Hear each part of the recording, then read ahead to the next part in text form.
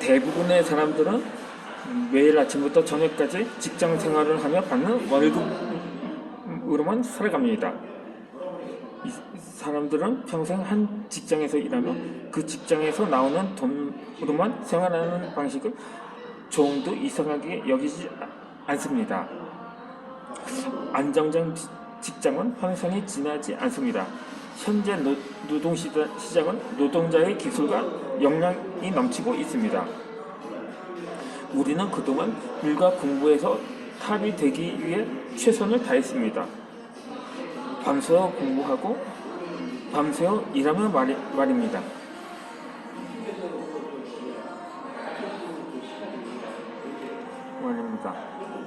하지만 앞으로는 사람들의 수명이 늘고 실업률이 높아진다는 것은 누구나 다 아는 일입니다. 알면서도 무엇을 해야 할지 몰라 하던 대로 삽니다.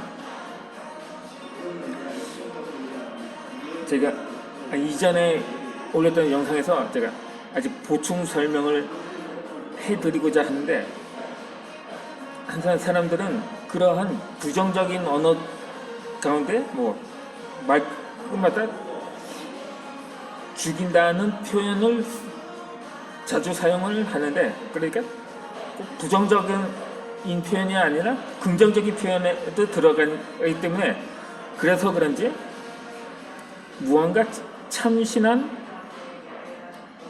것을 발견을 하거나 환상적인 외모의 상대 사람들을 보았을 때 인상은 팍 들어서 쭉 깎이는구만, 이런 식으로 사실 감탄사라고 하기에도 좀 그러한 표현으로 일관을 하곤 하죠. 박현빈이라는 가수가 부른 노래 중에 샤방샤방이라는 노래를 많이 알 것입니다. 그 노래 가사 중에는 아주 그냥 죽여줘요라는 가사가 있는데, 언제부터는가 그 가사가 문제가 되었는지 끝내줘요라고 개사가 되었더라고요. 그런데 이 끝내줘요라는 표현이 어떻게 보면 그게 긍정적인 이미지로 적용이 될 때가 있습니다. 이를테면 이제는 아주 연문이 되었죠. 코로나가 끝났다라든가 전쟁이 끝났다는 등의 표현은 나름대로 긍정적인 가치로 접근할 수가 있겠죠. 하지만 그것을 역으로 표현을 한다면 세상이 끝났다, 인생 끝났다, 그러니까 요즘 흔히 대두되는 이번 생은 망했다와 같은 비슷한 말인 거죠. 그렇기 때문에 되도록이면 이 끝내준다는 말을 죽여준다라든가 이 말을 살려준다라든가 살려주는구만으로 바꿔서 표현하면 어떨까 하는 생각입니다. 이렇게 어찌되었던 간에 이렇게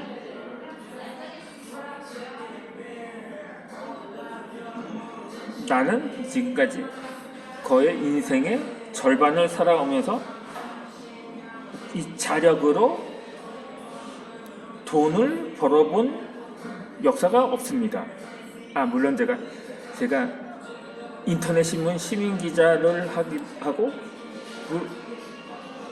동시에 제가 인형극에서 활동을 했었는데, 그때 어느 정도 소정에나마 돈을 번 적이 적은 있었습니다만, 연봉 수억 수천 이렇게까지 어마하게 번 적은 없었던 거죠.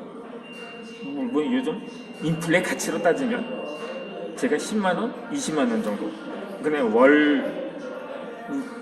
월급으로 치자면 한 그 정도까지는 벌어보긴 했었습니다. 하지만 그동안 통틀어서 지금까지 제 인생을 통틀어서 그렇게 많은 돈을 번 적은 없었던 거죠. 그렇게 직장인들보다 배 이상의 노력과 시간과 체력을 쏟아붓기도 합니다. 그러니까 남들보다 더 많이 벌기 위해서 그렇게 해서 오랜 시간을 원인을 알 수 없는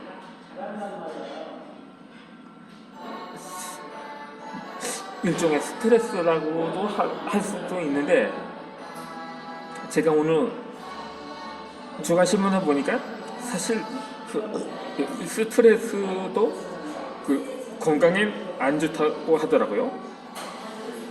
그건 뭐 세상이 다 아는 말이니까.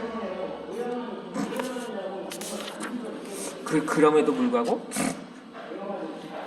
제 마음을 조절하려고 하지만 그게 엿장수 마음대로 다 되지 않더라고요. 그러다 보니까 사는 것이 힘들고 우울해지는 날이 많아지면서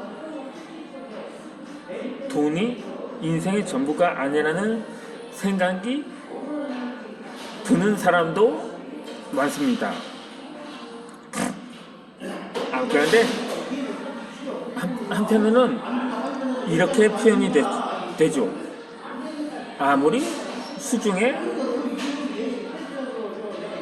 아니면 자신에게 예금이라든가 통장에 1,000만 원이 있다면 그걸로 만족하진 않을 것입니다. 만약에 1,000만 원이 있다면 자신이 이게 1억이 있었으면 좋겠고, 1억이 있으면 10억이 있었으면 좋겠고, 10억이 있으면 100억이 있으면 좋겠고, 100억이 있으면 1,000억이 있으면 좋겠고, 1,000억이 있으면 10,000억이 있었으면 좋겠고, 10,000억이 있으면 1조 원이 있으면 좋겠다고 생각하는 사람도 있기 때문인 거죠. 이 세스 고딘의 이카루스 이야기라는 책에서는 안전지대는 이동했다. 하지만 당신의 안전지대는 이전 그대로다. 중역 사무실, 유명 대학, 안전한 직장 등 기존에 안전하다고 확신했던 것들이 더는 그렇지 않다. 당신은 머뭇거리면서 여전히 그것들을 붙들고자 하지만 새로운 변화의 흐름에 저행해봤다. 얼마 버티지 못할 것이라고 하고 했습니다. 그러다 보니 요즘 한창 아직 코로나가 아직 전 세계적으로 창궐을 하다 보니까 어느 곳 하나 안전한 곳이 없다고 판단이 되는 거죠. 심지어 집조차도 안전하지 못하다고 하더라고요. 그게 공기에서 전파가 되다 보니까 일가족 간에도 감염이 된다는 사실이기 때문입니다. 그렇다면 그러니 사람들은 그냥 차라리 죽는 게 낫다. 뭐 코로나 걸려서 죽나, 굶어서 죽나, 뭐 백신을 맞다 부작용으로 죽나 마찬가지 아니냐라고 생각하거나 말을 할 수 있겠죠. 그러면 뭐 방법은 하나밖에 없는 거죠. 사스나 메르스처럼 자연 소멸이 될 수밖에 없는 거죠. 하지만 제가 작년 3월부터 팬데믹이 시작되고 한 지역에서 집단 감염이 발생하면서 그때부터 이미 생각을 했었는데 1년이 지나도록 여전히 확산세는 지속되고 있기 때문에 결국 그러한 희망은 요원한 상황이 되어 버렸던 거죠. 결국 이거는 우리 인간이 자초한 일이 아닌가 판단이 됩니다. 아니 처음에는 제가 중국이 고의로 처음에 실수로 퍼뜨렸다고 하는 어떤 가능성이 제기가 되었는데 이제는 차츰 고의로 퍼뜨렸다는 말이 많더라고요. 아니 그렇지 않고는 전 세계가 거의 확진이 되었는데 어떻게 가장 중국과 가까운 북한에서는 어떻게 한 명도 확진자가 한 명도 발생하지 않았냐고 아무리 전면 봉쇄를 강하게 했어도 또 그게 좀 수상하다고 여겨지고 있는 거죠.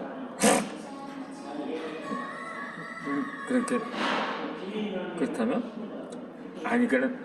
제가 이전 영상에서 예전에 일반 계정에서 올린 영상 중에 하나가 코로나의 원인 중에 하나가 기후 변화도 가능성도 배제하지 않는다고는 내용의 영상을 올렸는데 이거 지구 온난화가 되어서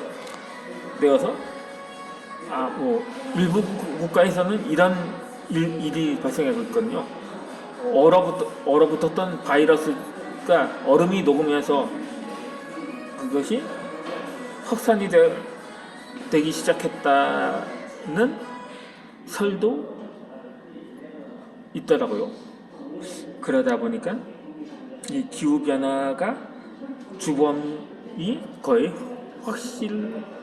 확실화된 것이 아닌가 봅니다.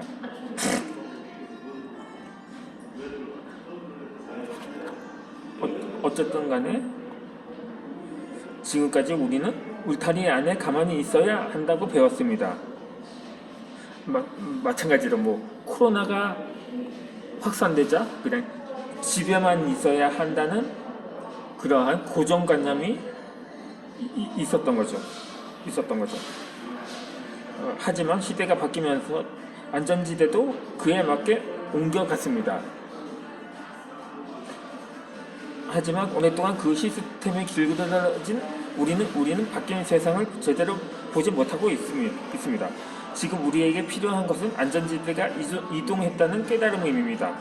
그것이 자신의 안락지대를 재점검하도록 자극제가 되어줄 것입니다. 나는 지금 소중한 사람들과 행복한 시간을 보내고 있는 것일까? 그럼 소중한 사람들과 행복한 시간을 보내기 위해 무엇을 해야 할까? 새로운 것에 도전하지 않을 때 마음이 불안해지고 상황이 바뀌지 않을 때 마음이 불편해집니다.